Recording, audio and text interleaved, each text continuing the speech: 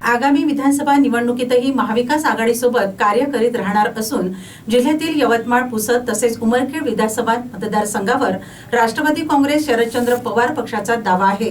तसेच मी सुद्धा विधानसभेच्या उमेदवारीसाठी इच्छुक असून कामाला सुरुवात केली आहे, अशी माहिती माजी आमदार संदीप बाजोरिया यांनी पत्रपरिषदेत दिली।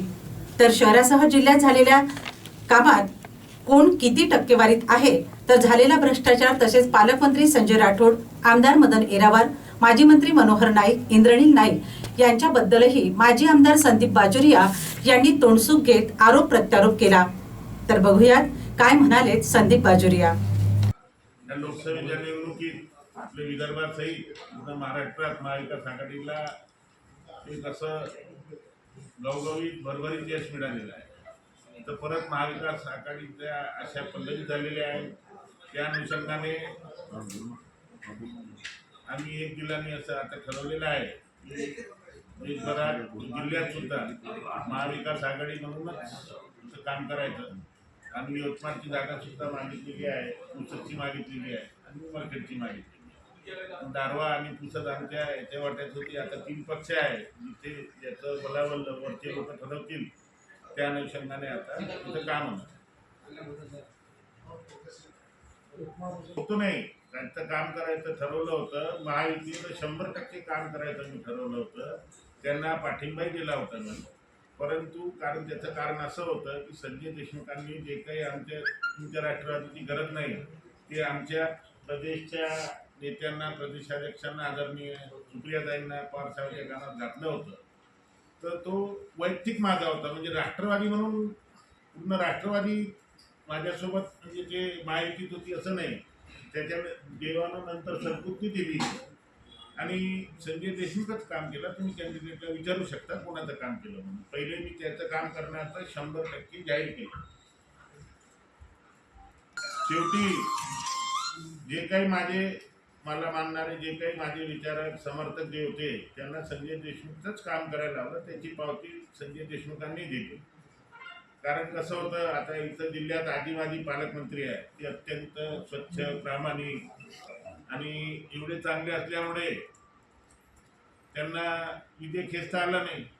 आणि ते मोदीजीचे जे स्टार्टअप जे दिलं आहे मोदीजींनी, त्याच्या अंतर्गत आपले माजी पालकमंत्री बिर्याणी सेंटर उघडणार आहे आणि आजी पालकमंत्री मंचुरियन सेंटर उघडणार आहे पूर्ण जिल्ह्याभरात। तर ते झालं नाही। आणि त्यांनी कधी म्हणजे आता बघा, दररोज यवतमाळमध्ये 24 तास 7 दिवस पाणी पुरवठा होत आहे। अमृत योजनेद्वारे स्वच्छ पाणी मिळत आहे यवतमाळला। पालकमंत्र्याचं केवढं काम आहे, कुठेही त्यांची टक्केवारी आहेत नाही। टक्केवारीला त्यांचा सक्त विरोध आहे। टक्केवारी ते घेतच नाही।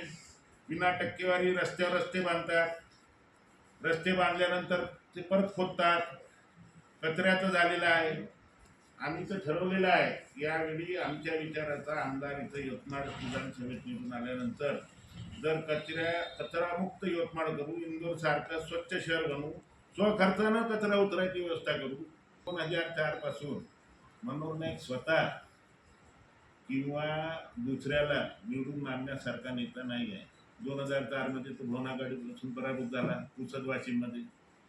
त्याच्यानंतर आजपर्यंत ज्याच्यासोबत मनोहर नाईकांनी काम केलं तो लोकसभेला उमेदवार निवडून आलेला नाही मिळाली। तर संजय राठोड किंवा मनोहर नाईक हे सर्व फक्त स्वतःच्या मतदारसंघापुरती मर्यादित नेते आहे। त्यांना जिल्ह्याचे नेते नाही आहे। संजय राठोडला तर स्वतःच्या जिल्ह्यात यश मिळू शकलं नाही। स्वतःच्या मतदारसंघात त्यांना पराभवाचा सामना करावा लागला। आणि बंजारा भाऊ मतदारसंघावरून पुसद असूनही मनोहर नाईक, संजय राठोड, निलय नाईक एकत्रित असून सुद्धा फक्त 3000ची 3200ची लीड तिथं घेता आली। तर यावरून एकंदरीत अंदाजा लावायचा की लोक किती नाराज आहे। पूजा चव्हाण प्रकरण असो की माजी पालकमंत्र्यांनी शहराचा जे भकास केलेला आहे, अमृत योजना असो, रस्ते असो आणि कोणतेही आजूबाजूचे रस्ते झालेले आहे विना टक्केवारीने पालकमंत्र्यांनी, माजी पालकमंत्र्यांनी केलेले नाही। याची चौकशी व्हावी। विधानसभा निवडणुकीत हा विकास आघाडीचे उमेदवार विजयी करण्यासाठी आमचे प्रयत्न असणार आहे। महाविकास आघाडी म्हणून जो उमेदवार दिला जाईल त्यांचा आम्ही प्रचार करणार आहोत। जिल्ह्यात 7 विधानसभा असून यवतमाळ, पुसद तसेच उमरखेड हे 3 विधानसभा राष्ट्रवादी काँग्रेस शरद पवार पक्षाला मिळाव्यात यासाठी प्रयत्न करणार असल्याचे बाजुरिया म्हणाले। लोकसभा निवडणुकीत हा विकास आघाडीला मतदारांनी कौल दिला। आघाडीचे उमेदवार असतानाही आमच्या पक्षाबद्दल चुकीचे विधान करण्यात आले, त्यामुळेच वैयक्तिक काही निर्णय घेतले होते। मात्र पक्षाकडून आदेश आल्यानंतर आघाडीलाच मदत केल्याचा खुलासा बाजुरिया यांनी दिला। काँग्रेस राष्ट्रवादी आघाडीत लढत असताना दिग्रस विधानसभा राष्ट्रवादी काँग्रेसकडे होती। ही जागा यंदा काँग्रेससाठी सोडण्यास हरकत नसल्याचेही बाजुरिया म्हणाले। यवतमाळ शहर तसेच जिल्ह्यात विकास कामामध्ये टक्केवारी घेतल्याशिवाय काम होत नाही। शहरात हा प्रकार जास्त आहे, यामुळेच अजूनही अमृतचे पाणी नागरिकांना मिळत नाही।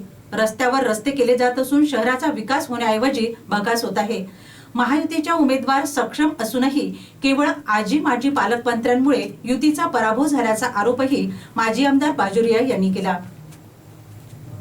यवतमाळ विधानसभा मतदारसंघात पक्षाने संधी दिल्यास आपण लढण्यास तयार असून हा मतदारसंघ राष्ट्रवादीला सुटावा यासाठी पदाधिकाऱ्यांचा आग्रह आहे। पुसद विधानसभा राष्ट्रवादी काँग्रेस पक्षाकडे राहावा यासाठी आमचा आग्रह असणार आहे। या मतदारसंघातून नवीन चेहऱ्यांना संधी दिली जाणार आहे। पक्षाकडे आलेल्या नावाचा सर्वे सुरू झाला असून या मतदारसंघात विधानसभा निवडणुकीत नक्कीच बदल होईल असा आशावाद माजी आमदार संदीप बाजुरिया यांनी व्यक्त केला।